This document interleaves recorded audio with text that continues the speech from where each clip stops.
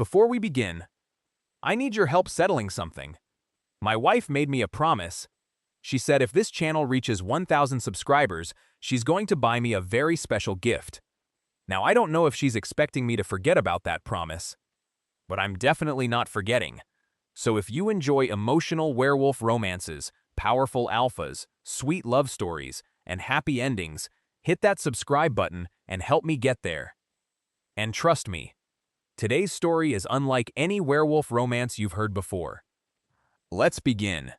Alpha King Rylan Ashmoor was about to lose his throne. Not because of war, not because of rebellion, not because of enemies. Something much worse. Paperwork. A very old law. A very annoying law. And unfortunately, a very real law. According to the kingdom's ancient traditions, every Alpha King had to be married before his 30th birthday. Otherwise, the council could legally remove him from the throne. Rylan's birthday was in 12 days. 12. And he wasn't married, wasn't engaged, wasn't courting anyone. In fact, he hadn't been on a proper date in almost 3 years. The council hated that. Especially Elder Morton, the oldest and most irritating member of the royal council. Your Majesty. Morton adjusted his glasses. You have 12 days remaining. Rylan sighed. Thank you, Morton. The old man smiled. I count them every morning. Of course he did. The Alpha rubbed his forehead. Around him, the rest of the council watched nervously. Because nobody actually wanted to replace him. Rylan was a good king. The kingdom prospered under his rule. The people loved him. Crime was low. Trade was strong. The problem wasn't Rylan. The problem was tradition. And tradition didn't care about common sense. 3 hours later, the meeting finally ended. Rylan escaped to the palace gardens, his favorite place. No advisors, no paperwork, no discussions about marriage, just peace. For exactly 4 minutes. Then his best friend appeared. Bad meeting? Rylan looked up. Beta Tristan. Loyal friend. Terrible influence. Morton threatened my throne again. Tristan nodded. Sounds like Morton. Then a grin appeared. I have an idea. Rylan immediately became suspicious. Every time Tristan said those words, something ridiculous followed. What idea? The beta sat beside him. Hire a bride. Silence. Rylan blinked. What? Hire one. The beta looked completely serious. You don't need a real relationship. Another grin. You just need a bride. The Alpha stared, then laughed. Laughed harder than he had in weeks. Because it was the stupidest idea he'd ever heard. Absolutely ridiculous. Completely impossible. By sunset, he was doing it. Because unfortunately, it was also the only idea anyone had. The announcement spread across the kingdom. Fast. Very fast. Within hours, everyone was talking about it. Some people laughed. Some people complained. Some people thought it was brilliant. And one young woman nearly dropped a tray of bread when she heard the news. Elara Whitmore, owner of Whitmore Bakery. Well, almost owner. If things kept going the way they were, she wouldn't own it much longer. Business had been terrible. Winter storms had damaged the building. Repairs cost money. Money she didn't have. For months she'd been fighting to keep the bakery open. And losing. The announcement changed everything. The reward offered by the palace was enormous. Enough to save the bakery. Enough to pay every debt. Enough to change her life. There was only one problem. She would have to pretend to be engaged to the Alpha King. The thought was absurd. Completely absurd. Elara spent the entire evening arguing with herself. Then spent the entire night arguing with herself. And by morning, she had made a decision. 3 days later, she stood inside the royal palace, trying very hard not to faint. The palace was enormous. The floors gleamed. The chandeliers sparkled. The walls looked more expensive than her entire bakery. She definitely did not belong here. A servant opened a large door. "His Majesty will see you now." Wonderful. Elara suddenly forgot how to walk. Somehow she managed anyway. The throne room was quiet. Sunlight streamed through tall windows, and at the far end stood Alpha King Rylan Ashmoor. For a moment, Elara forgot every speech she'd prepared, because he wasn't what she expected. The Alpha looked powerful, certainly, but not intimidating. His expression carried warmth, and his eyes looked tired, very tired, like a man who desperately needed a vacation. The king studied her. She studied him. Neither spoke. The silence became awkward, then more awkward, then painfully awkward. Finally, Rylan smiled. "You're staring." Elara panicked. "You started it." The words escaped before she could stop them. Silence. Then the Alpha laughed. A genuine laugh. And suddenly Elara relaxed. Just a little. "You're not what I expected." Rylan smiled. I was about to say the same thing. That made her smile too. Which was dangerous, because she wasn't supposed to like him. This was business. Nothing more. For the next hour they discussed the arrangement. 1 month. A public engagement. Public appearances. Royal events. Then, after the deadline, the contract ended. Simple. Professional. Temporary. At least that was the plan. Finally, Rylan handed her the contract. Elara stared at it. This piece of paper could save everything. Her bakery. Her future. Her family's legacy. All of it. Slowly, she picked up the pen and signed. The Alpha signed immediately after. Then both stared at the document. The contract was official. The deal was done. For 1 month. The baker would become the future Luna. Neither realized their lives had just changed forever, because outside the palace, the kingdom had already begun talking. And before long, everyone would fall in love with Elara Whitmore, including the one man who absolutely wasn't supposed to, Alpha King Rylan Ashmoor. The first disaster happened on day 1. It started with a spoon, a very expensive spoon. The kind of spoon that probably cost more than everything inside Elara's bakery. She accidentally dropped it during a royal luncheon. The spoon bounced, then bounced again, then somehow landed inside Elder Morton's soup. Silence filled the dining hall. Complete silence. Every noble froze. Morton stared at the spoon, then at Elara, then back at the spoon. Elara wanted the floor to open and swallow her whole. Instead, Rylan laughed. Actually laughed. The entire table looked shocked. The Alpha King hadn't laughed during a royal luncheon in years. Unfortunately, that was only the beginning. The palace quickly discovered something unusual about Elara. She wasn't royal, not even a little. She spoke to servants like equals, remembered their names, helped carry trays, thanked people, and somehow managed to get flour in places where flour should never exist, especially inside the palace. Nobody knew how she kept doing it. Not even Elara. One morning, a servant entered the royal library. There was flour on a bookshelf. Nobody knew why. Another day, there was flour on a royal statue. Again, nobody knew why. The mystery remained unsolved. To everyone's surprise, the palace staff adored her, completely adored her. For years, they had served nobles who barely acknowledged their existence. Then Elara arrived, and suddenly someone was asking about their families, their children, their dreams. The palace felt different, warmer, happier. Even Rylan noticed. One afternoon, he walked through the palace courtyard. Normally, the staff looked serious, busy, focused. Today, they were laughing. Several servants stood around Elara as she taught them how to braid bread dough. Bread dough. In the royal courtyard. The Alpha watched from a distance and smiled, because somehow the palace had come alive. The real problem began a week later. Children. Lots of children. The kingdom held a winter festival for local families. Hundreds attended, including dozens of children. Rylan expected speeches, ceremonies, formal introductions. Instead, he found Elara sitting on the ground surrounded by children, completely surrounded. She was teaching them how to shape pastries into little wolves. The children loved it.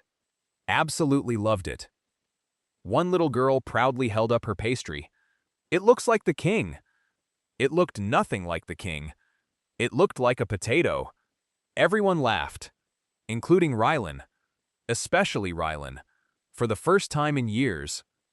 The Alpha found himself enjoying royal events, which was dangerous, very dangerous, because the contract wasn't supposed to feel real.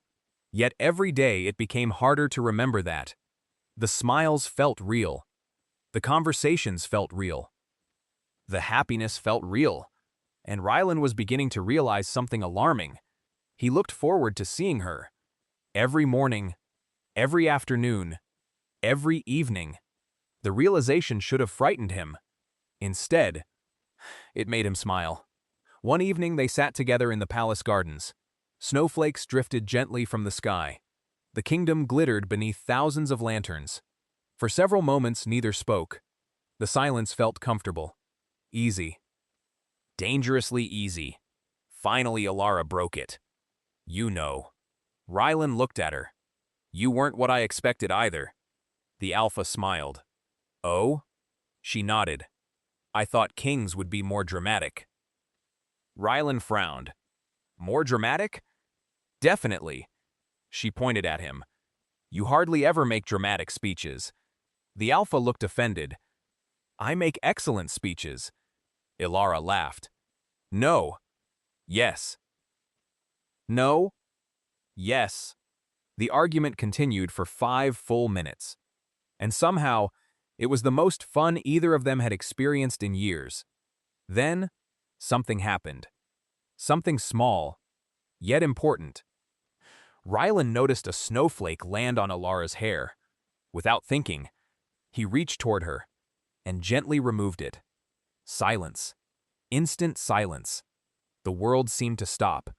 Both suddenly became aware of how close they were. Very close. Too close. Neither moved. Neither spoke. For one brief moment, the fake engagement didn't feel fake at all. Then a servant appeared, and reality returned.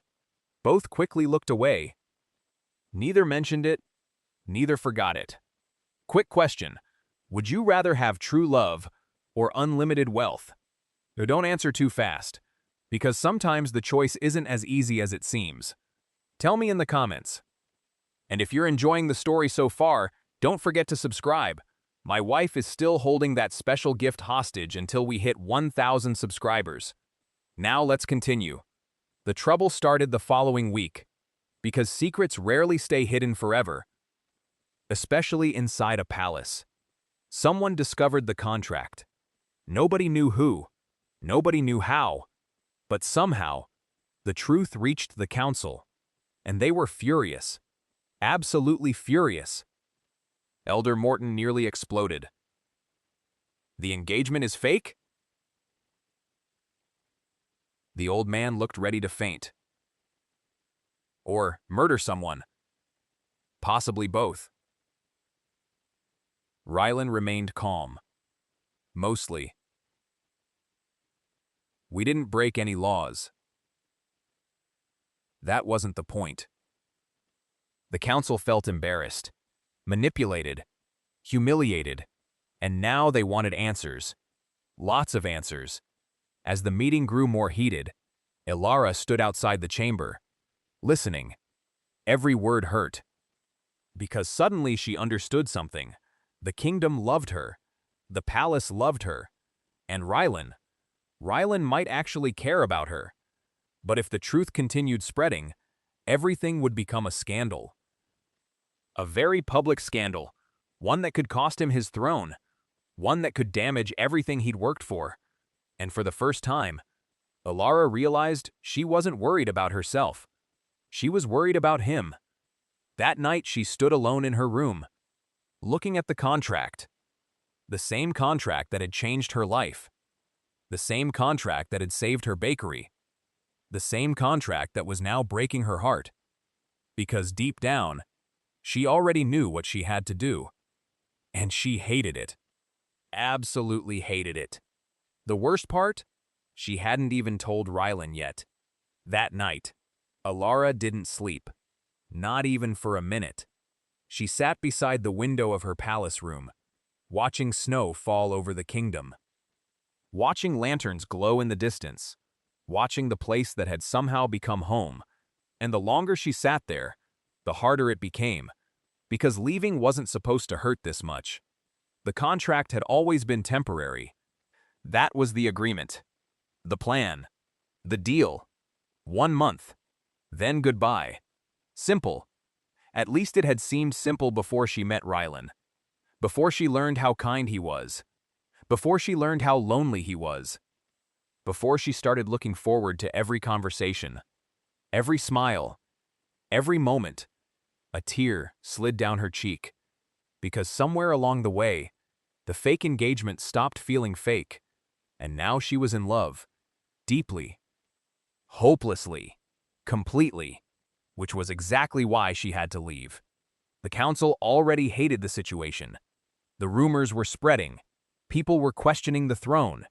And if she stayed, things would only get worse. Rylan deserved better. A real Luna. A proper future.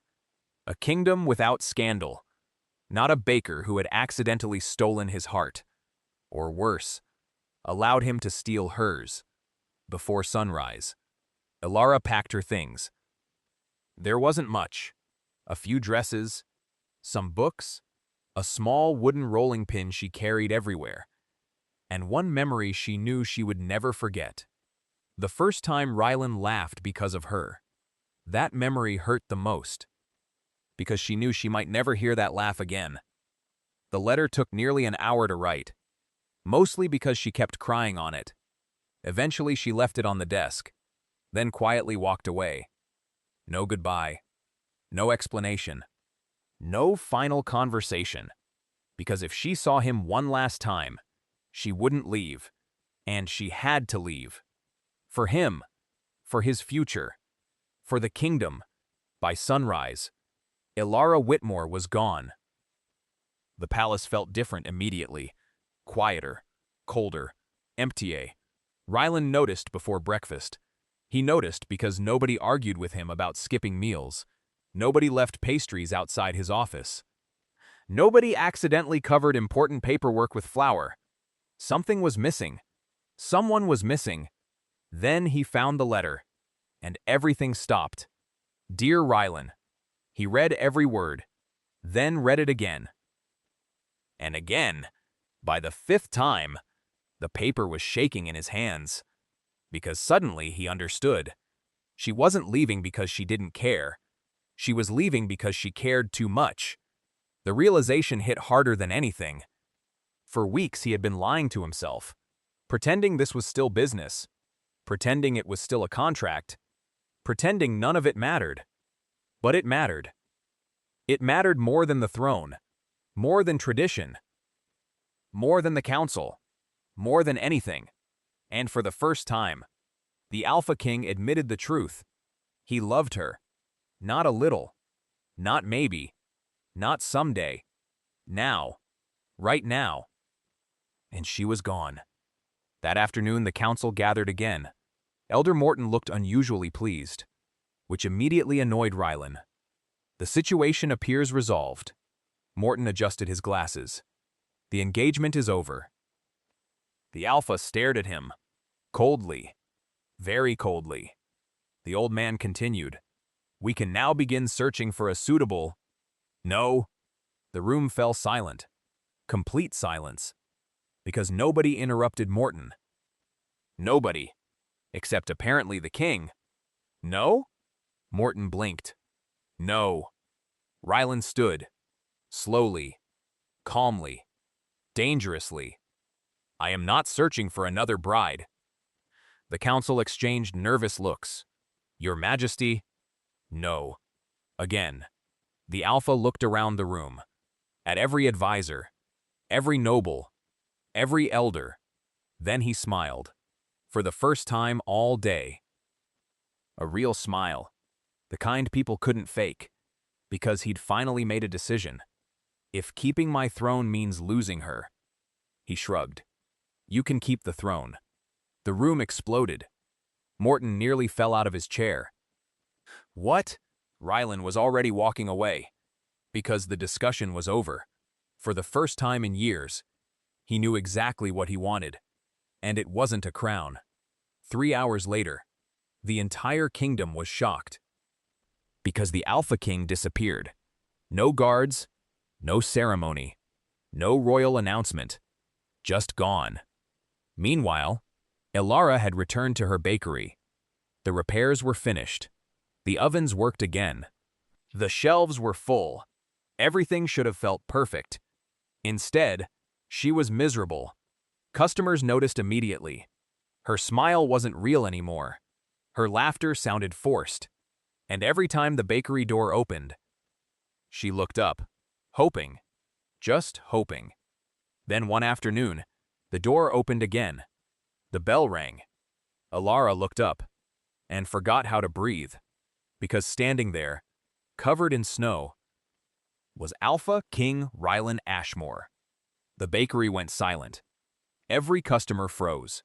Every employee froze. Even the bread seemed surprised. For several moments, nobody moved. Then Rylan walked forward, slowly, deliberately, straight toward her. Elara's heart hammered. What are you doing here? The Alpha smiled. Looking for someone. The bakery customers immediately became very interested. Nobody even pretended not to listen. Rylan stopped in front of her, only a few feet away, close enough to see the tears already forming in her eyes, close enough to see she still loved him. Rylan, his smile softened. Then, to the shock of everyone watching, the Alpha King dropped to one knee. The entire bakery gasped. Someone dropped a loaf of bread. Nobody cared, because the king was kneeling on a bakery floor, covered in flour, and smiling like the happiest man alive. Elara Whitmore. His voice filled the room. I hired a bride.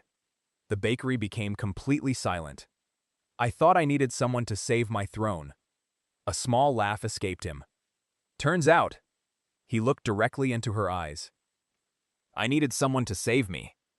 Tears streamed down Elara's face. The Alpha continued. You made the palace feel like home. Another tear. You made me laugh. Another. You made me happy.